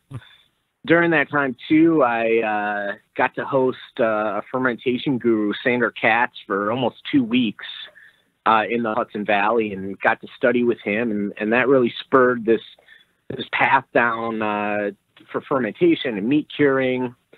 And then at the same time, through Paul and his farm, I started doing work with Cornell. He was an alumni there, and started working with a mycologist and a botanist, creating these value-added programs on the farm, teaching farmers how to find mushrooms or quote-unquote weeds in their fields and bring them down to the New York City market. So foraging, fermentation, meat curing were things that all kind of I got into simultaneously, and they became the root of my career.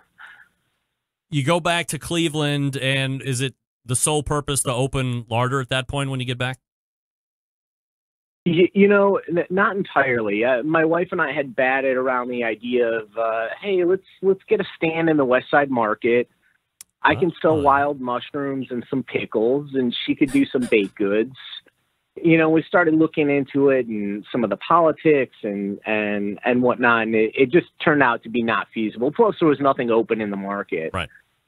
So a friend of mine here in town, she introduced me to Chef Sawyer, and him and I hit it off right off the bat. Do you guys work together or partner on some things, or how does the relationship kind of grow? Yeah, so he brought me on to oversee different aspects of research and development for the restaurant group, and helped them open restaurant Trentina and establish a fermentation and foraging program there, and integrate some of those things in the other restaurants too. After I left, to start and look at pursuing Larder, we still work together. And most recently, past year and a half now, we've finished writing a book about vinegar. And it's coming out the end of this month, actually, the 22nd. It'll be released. It's called House of Vinegar. So we've had, since working with each other, there's been a great relationship through and through. Jeremy, let's go ahead. I couldn't ask for. Go ahead. Yeah, go ahead. No, please finish. I was gonna say, I honestly couldn't ask for a bigger cheerleader and colleague in the Cleveland area. Like, Jonathan's just fantastic. Jeremy, let's go ahead and get into the first subject tonight that I wanted to cover, which is mushrooms. And, myself, I'm a pretty big mushroom fan, probably at a very high level, nowhere near the intricacies or expert eyes like you have. But I like using them as a side dish or an accompaniment to a main dish. My wife, on the other hand, she hates mushrooms. So it's always a little bit of a battle here. And we like to, happy wife, happy life. But I'm so glad you're touching on this right off the bat, because here's the thing. So there in this area, in the Cleveland area, there's about 130 different species of mushrooms that you can eat. Really? So for someone to tell me they don't like mushrooms based on the 3 or 4 types they've had in their life from the grocery store, I don't buy it. I guarantee I've got a mushroom that your wife will enjoy. When did you realize that you did have, this extra passion? I mean, obviously you talked about how you kind of got into it, but I mean, were you extra excited when you got back to Cleveland, or did you know when you came back to Cleveland that there was this many varietals of mushrooms growing around? Yeah, definitely knew that those things were going around. The thing that I wasn't seeing, though, was I wasn't seeing them being used. I was seeing a few, maybe half a dozen species at different restaurants, but that was just the tip of the iceberg. And at Trentino with Jonathan, we were using 130 different species on a regular rotating basis. Is foraging a title or forager a title that one has to earn, or is that something that is like a verb? If you're going to go out looking for mushrooms, you're technically foraging. Yeah, I mean, anybody can be a forager. Anybody can go foraging. I think, when we get into the realm of food, and especially, in restaurant production or the food industry, you've got some distinctions that need to be earned. And some of those would be, I'm a licensed wild mushroom expert. I have a license through the Michigan Department of Agriculture. On that note, even though I don't have a PhD in mycology, I'd be considered a mycologist or an amateur mycologist. So stuff like titles like that would be things that have to be earned. But if you want to go out and you want to learn, a few dozen species of mushrooms or plants and start foraging, you're a forager. It's in all of us. It predates agriculture in our history, in our civilization. So, we all have ancestors that did this on the regular at one point. Are there other LWMEs in the greater Cleveland area, or are you one of very few? As far as I'm aware, I'm one of either 2 or 3 in the state of Ohio. Oh, really? Yeah, no, that doesn't mean there aren't people that have the knowledge of that certification. They just don't have, they haven't gone through the course and the testing, and the licensing process. So there are definitely quite a few mycologists that, have knowledge above and beyond what I have. It's just a matter of, I own a food service operation. We wanted to make sure that if we're going to use these ingredients, we can do it legally without having to worry about, can this be done? Should this be done? Any of that. So getting that license was a huge step in us being able to use these mushrooms, because state by state, what you can and can't do varies. Jeremy Umansky joining me here on the show, one of the co-owners of Larder Delicatessen here on the west side of Cleveland. All right, so anybody that's in Ohio right now or is listening to this on podcast, very excited because there's 130 different varieties of mushrooms growing here in the state. So is there a best way to tell? Because, my upbringing was if you see a mushroom on the ground, and I'm from upstate New York, run away from it. If you eat it, you're going to die. Everything's poisonous. Obviously, that's not the case. So what's the best way to tell what mushroom is good to pick and which one might be dangerous? Sure. It's it's just like anything else. You know, we let's take driving a car for instance, right? Once you reach a certain age, you have to take classes on how to operate a vehicle. You have to have X amount of hours behind the wheel. Then you can get a permit and then a license. And then every few years you have to renew it and keep it updated. So there isn't necessarily a best way to tell. You know, I've heard people say, well, I saw a squirrel eat it. It must be safe. Well, no, you've got a different body than a squirrel does. They can eat different things than we can. You know, your dog can't have chocolate. It'll make them sick. But you can eat none of it. So it's really just about studying and learning. You know, there really isn't a foolproof way to say, oh, that one's orange, it's okay, or that one's white, stay away. There's no steadfast rules in those regards. So if you are somewhere and this conversation is spurring you on to take up foraging, you're going to want to get online and look up foraging classes and then obviously vet your experts, correct? Yeah. And you know what? Here's the good thing too. If you go out, so in Ohio, where I am, you know, there's give or take 2,500 different species of mushrooms. There's only a handful of them, maybe a dozen or so, that are toxic enough to potentially be fatal. There's a few hundred that could potentially put you in the hospital with some liver issues or kidney issues or even neurological issues. But the rest of them, the ones that are toxic, you know, it might be a night on the toilet or with your head in a wastebasket, but you're going to get through it. So, you know, when you put those things in perspective, it's not something you should necessarily be afraid of. So if you look at those maybe dozen species that could be potentially fatal, if you learn what those are, and most people can learn them pretty readily and pretty easily, you really got nothing to worry about. This is a tremendously broad question, and it's more your opinion. And obviously, you know what's selling in the restaurant, what people are coming in for. What seemed to be the best tasting or the most popular selling mushrooms? For instance, when I was there the first time meeting you, you had a mushroom pastrami sandwich that was absolutely fantastic. I don't recall exactly what mushroom that was, but I mean, there's got to be some that probably do a little bit better in the restaurant than some others.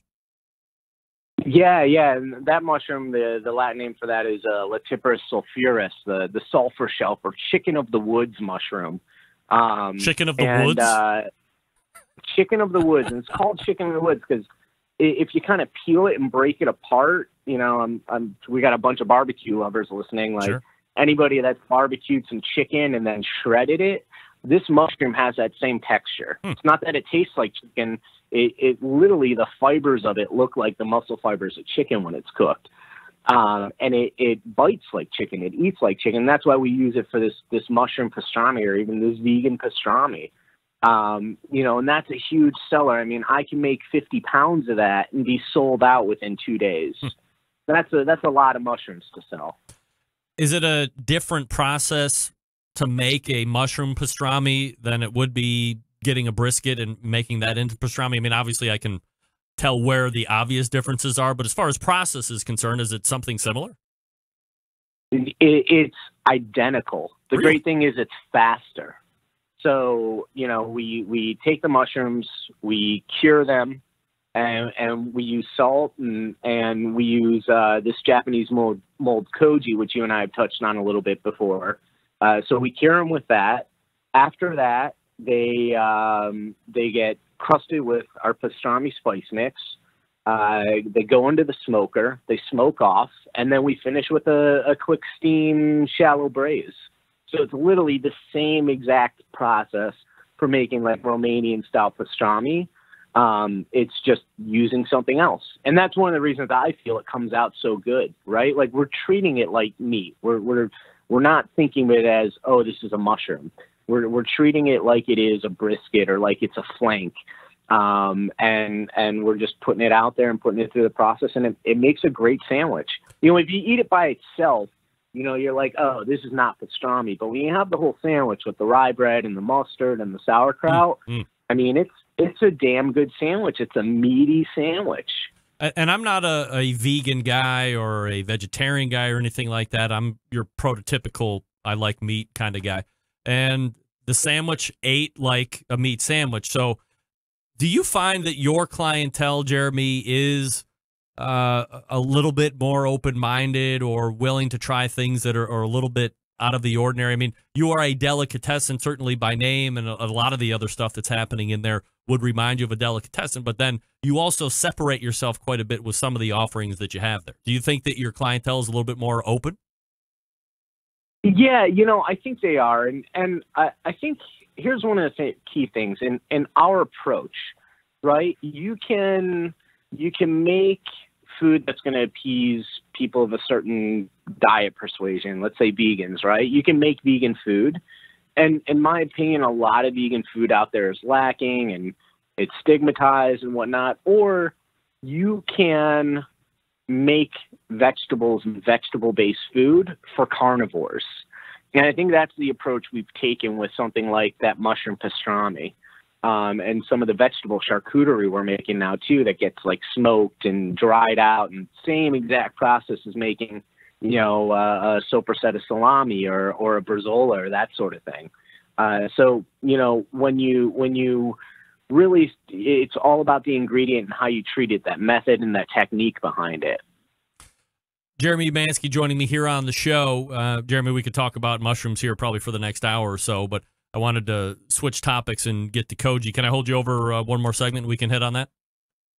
Yeah, all right. Of course. Hold on one second. We'll be back with more Jeremy Umansky right here local in Cleveland, believe it or not.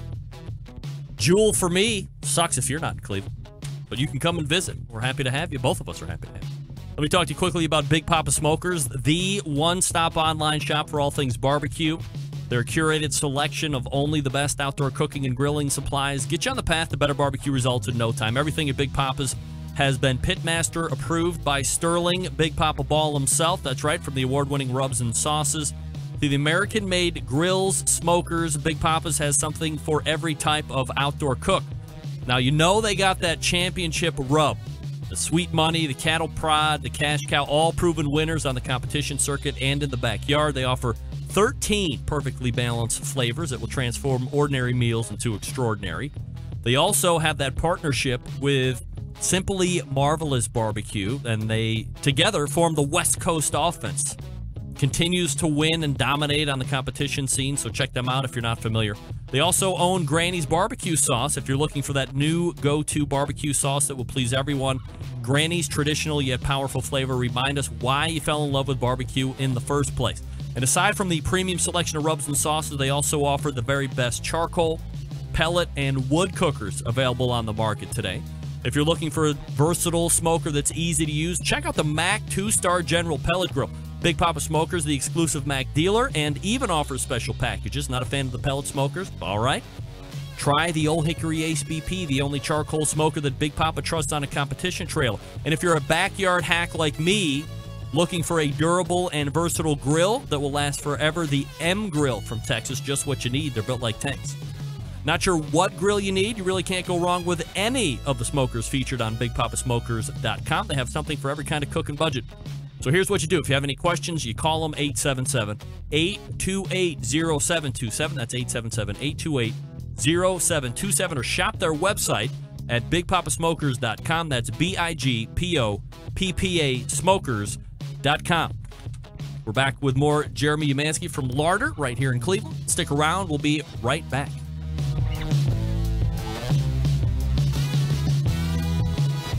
Continuing to produce incredibly mediocre content in an exceptionally professional way.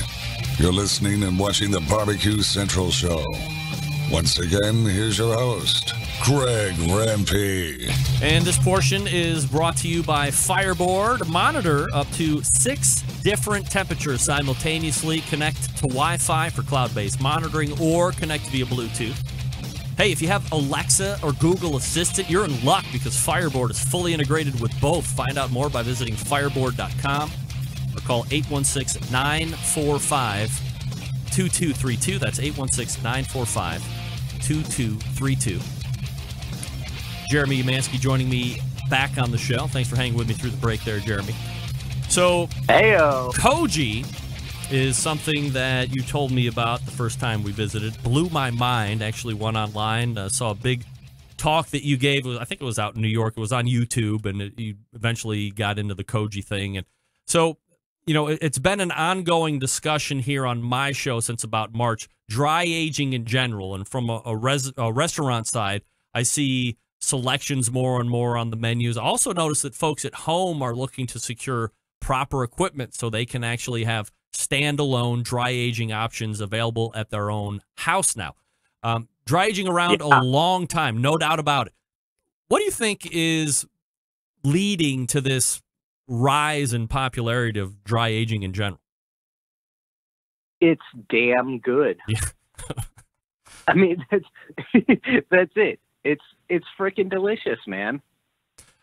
Do you have a preferred dry age time? Like, if we're going to like Red, the steakhouse, or you name it in Cleveland, and we could have any dry age time that we want on a steak, what's Jeremy picking?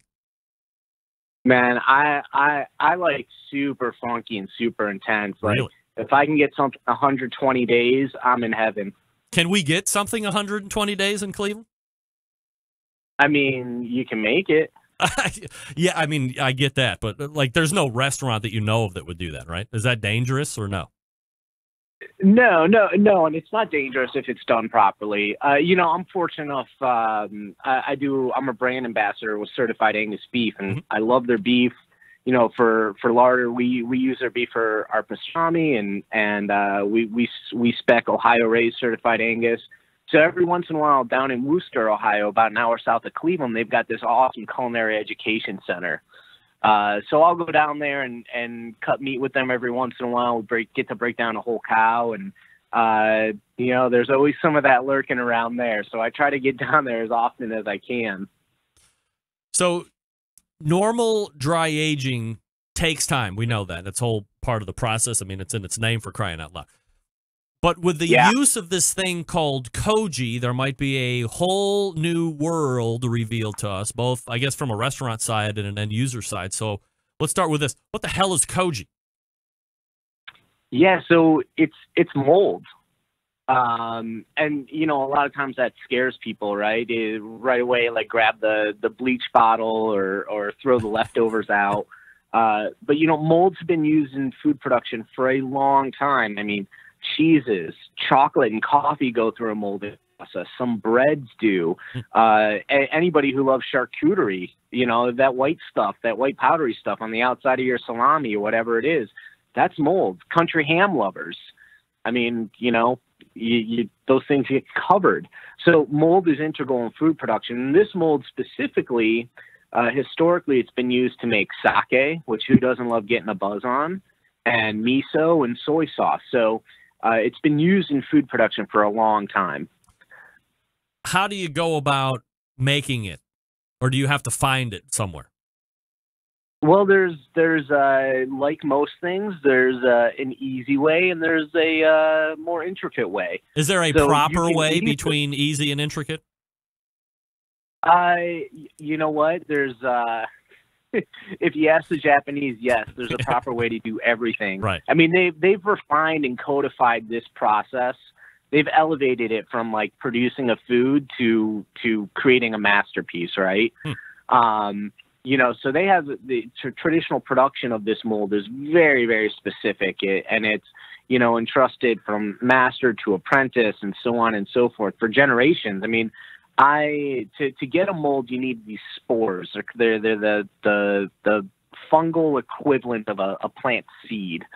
I source them direct from a Koji producer in Japan. Oh. He's a 28th generation producer. 28th? And his family, 28 generations. And, wow. And all his family has ever done is grow this mold out to get these spores and then sell them to like miso makers and sake makers. So like I said, the Japanese have developed a correct way, but for people just getting into it, you can easily source a derivative, a Koji-made product that you use in another food on Amazon. You can find some of the stuff in some Chinatown markets. Like it's out there. You just have to know where to look and what to look for. And there's many derivatives of this mold. It can be grown on rice or barley, and you can find it once it's been grown on there and dried. You can find this sweet porridge they make out of it called amazaki. And amazaki, if you were to add yeast to it, you'd end up with sake eventually. And then you can find another porridge, a salted one called shio koji, which that's the one traditionally was used to bury a piece of fish in or bury a piece of steak in before you cooked it to help flavor it and do all these really cool things that koji does. So you can get all those products pretty easily just by searching around Amazon. Jeremy Umansky joining me here on the show from Larder Delicatessen here in Cleveland, Ohio.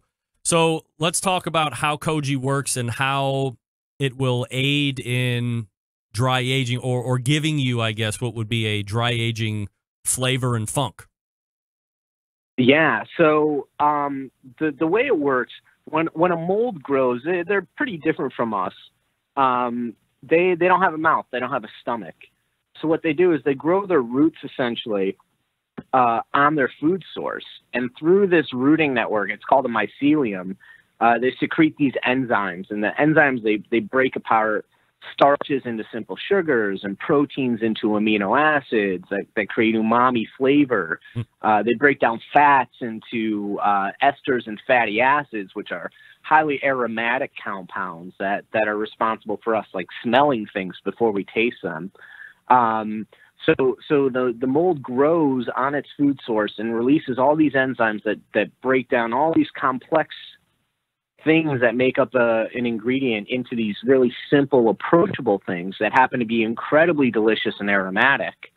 And at the same time it's doing that, it has the ability to tenderize things and wick moisture away because it's a living thing growing on something. It does all of these really crazy, wonderful things simultaneously. I mean, just to kind of put it in perspective, like our pastrami we make at Larder.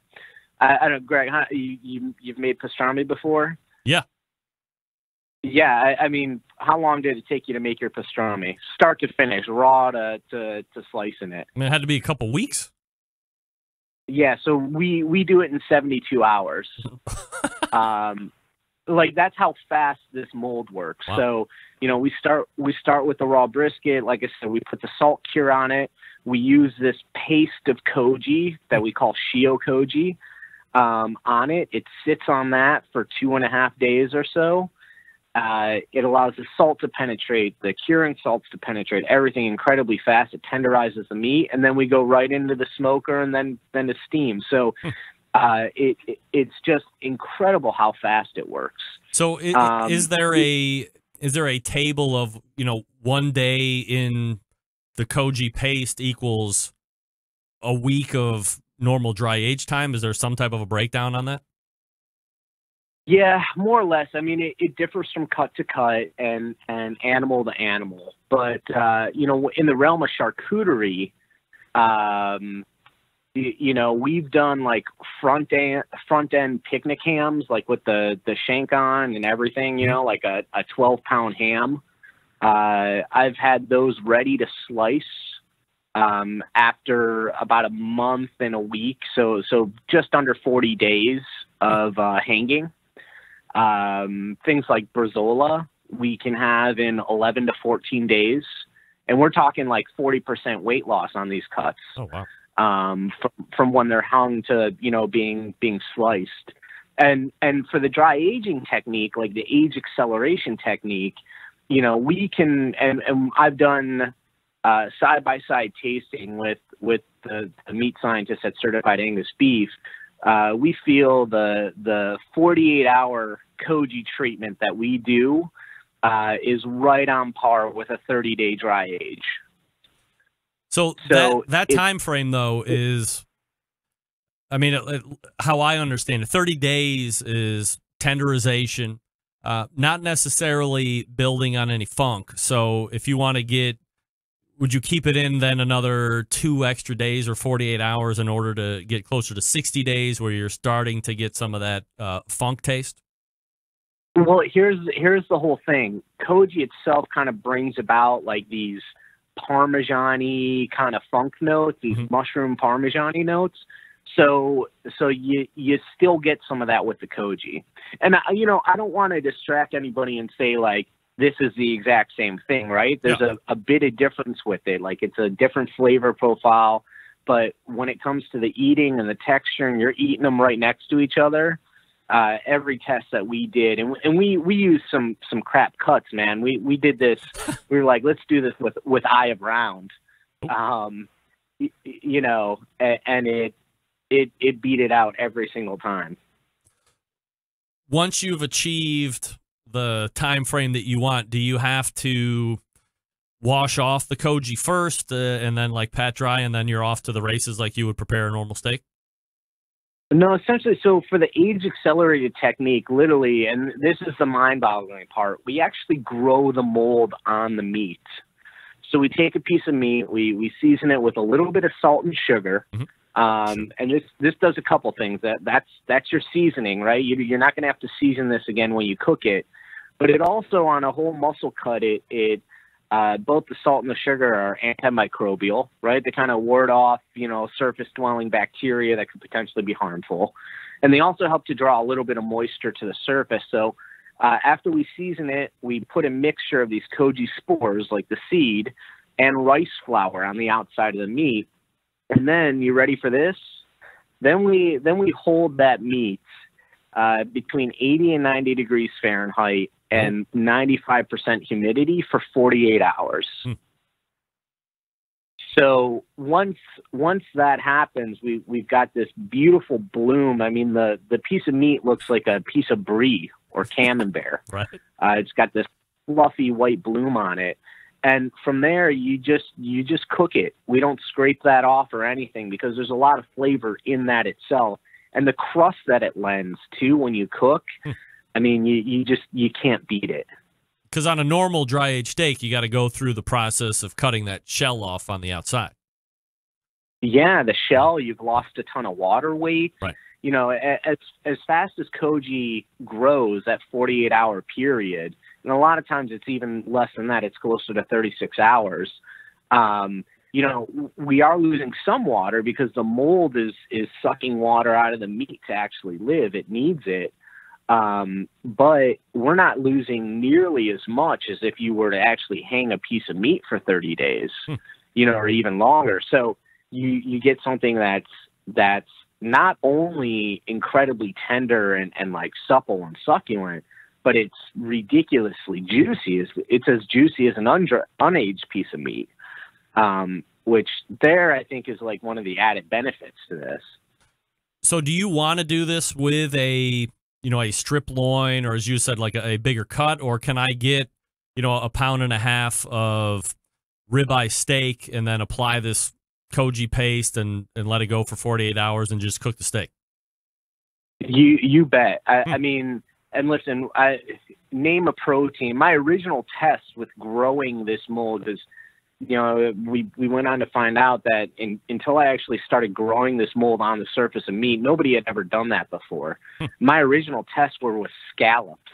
Really? Holding them at 90 degrees and 95% humidity for 2 days. Those were I figured if I could get these to survive that process, like, I could do anything. And since then I've done, you name it, squirrel to llama, beef, a plethora of different seafoods. Like it lends itself. Some are trickier than others to just get it done right. But I mean, you could do anything, any cut, any size. One of our dream projects we're hopefully going to be getting going soon is to do a whole beef steamship. So the steamship round, yeah. It's the whole back leg of a cow. Yeah. So that's one of our dream projects we're gonna get going. We want to do one that we finish off in the smoker and cook off, and then we want to do another one that we hang for a few years like you would a prosciutto. There's a guy out in L.A. right now, Adam Perry Lang, obviously Pat LaFrida, really big on dry aging, tens of thousands of pounds of beef. In a commercial application or in a restaurant application, I mean, obviously this is something that you have already done, but Do you get contacted by purveyors and owners of restaurants saying, hey, I just watched this YouTube video, or I heard somebody mention that you're an expert in this koji thing, and let's talk about how it can kind of help me achieve some dry age flavor profiles and tenderness and all this without having to go through the whole process of truly dry aging? Is that something that you think is going to pick up steam? I can tell you it already has. I mean, I've been everywhere from McCarthy, Alaska, to Austin, to New York, San Francisco, working with chefs across the country and teaching them. I've had just in the past year students from northern Italy, somebody from Costa Rica, and a student from Tasmania literally come to Cleveland to study with me to learn these techniques. So it's rapidly catching on in the culinary world. What can I say? We could chat for like another 2 hours, but I know you're staying up late for me because there's an early bell tomorrow to get Larder back open and serve the great people of Cleveland, Ohio. In the meantime, we are talking with Jeremy Umansky, and the website again, LarderDB, as in Delta Bravo, larderdb.com. Jeremy, really appreciate the background tonight, talking about koji and also talking about the mushrooms. Lots more that we can chat about here in the future, but once again, thanks so much for doing it. Yeah, for sure. And Greg, you know, we'll have you come in. You'll come in for one of our koji classes. Yeah. Anybody in the area that wants to learn about this and how this is done and kind of see all these, just it's mind blowing. It's magical. It's mystical, but you know, it's also vetted science and food tradition too. So, you know, we got resources here for people to come enjoy and learn about it. Looking forward to it. Thanks again, Jeremy. Hey, you're welcome. Have a great night. Thanks for having me. You got it. There he is, Jeremy Umansky. All guests appear via the Traeger Talking Grills about hotline. koji. Are you excited? Who's excited? John Dawson saying, I'd love to hear Meathead's wife take on this craziness. Craziness? John, what are you talking about? Can you imagine if you can get a 30-day dry-aged product in 72 hours, or I guess what would be like a 30-day dry-aged product? Pat LaFrida is slotted to come back on this show towards the end of this month as well. You know I'm going to be talking about koji with him, whether he knows it or not. I can actually guarantee you, I know he doesn't know it, but we're going to be talking about it. Just to see what kind of experience he has with it. According to Jeremy, catching on like wildfire. You know what else is great? Southside Market and Barbecue. That's right. Attention, folks in the business of barbecue. First things first, let me tell you quickly about Southside Market and Barbecue. Established in 1882, Southside Barbecue's oldest barbecue joint in Texas. They've been owned and operated by the same family for 3 generations. By the way, did you hear Jeremy say that the people that he gets the koji spores from, 28th generation? There's got to be some money in that. Or they really like not making money for 28 generations. Anyway, Southside offers premium Central Texas barbecue products, slow smoked over real wood, shipping, distributing, manufacturing sausages for companies across the U.S. From food trucks to multi-chain restaurants, Southside sausage can be on your menu too. All meats are processed on the USDA on-site inspected facility. Trusted partners with a focus on quality and, most importantly, authenticity. Wholesale options available, shipping nationwide via the FedEx. Food service distribution via Cisco, U.S. Food, and Martin Foods, just to name a few. Company packaging capable, that's right, from research and development to package completion. They can follow your recipe, or they can help you develop something brand spanking new. How about this? Private label opportunities available. That's right. If you're somebody that has a restaurant or a food truck, or maybe you're somebody like me and you're looking to add a new revenue stream to the already set up shop, and you think that could be sausage or barbecue meats or something like that, Southside ready to private label their already successful products in your name.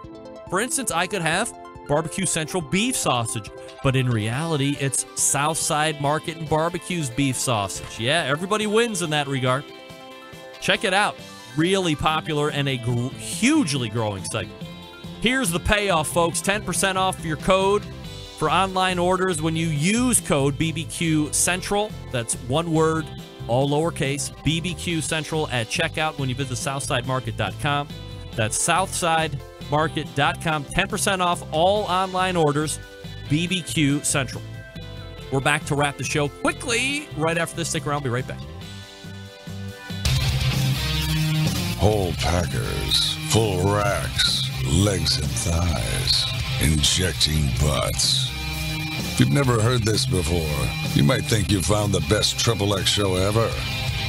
Let's get back to the most homoerotic host out there today, Greg Rempe. All right, welcome back, and thanks again to Jeremy Umansky for joining me last segment talking about Koji and talking about mushrooms. 130 different mushrooms growing right here in the Buckeye State. All right, let's wrap it up all the way back in the first hour. We talked with JD, Jimmy Daniel from Primitive Pits, primitivepits.com. Check it out if you're into those, I guess what you would call Texas off-style pits. Ray Lampe joined me in the Ask Dr. Barbecue segment, October 17th, the hard open date. We'll see how that one turns out. Originally, it was tomorrow, October 3rd. And then in the second hour, my man Jeremy Umansky from larderdb.com, his website. Check him out if you're in town. Big show planned for you next week. As always, September 11th, 2001. I will never forget. Until next Tuesday at 9 p.m. Eastern Standard Time, this is your program host and proud U.S. American, Greg Rempe, saying good night now. Hi, this is Greg Rempe, host of the Barbecue Central Radio Show. And you are listening to BCRN, all barbecue and grilling all the time.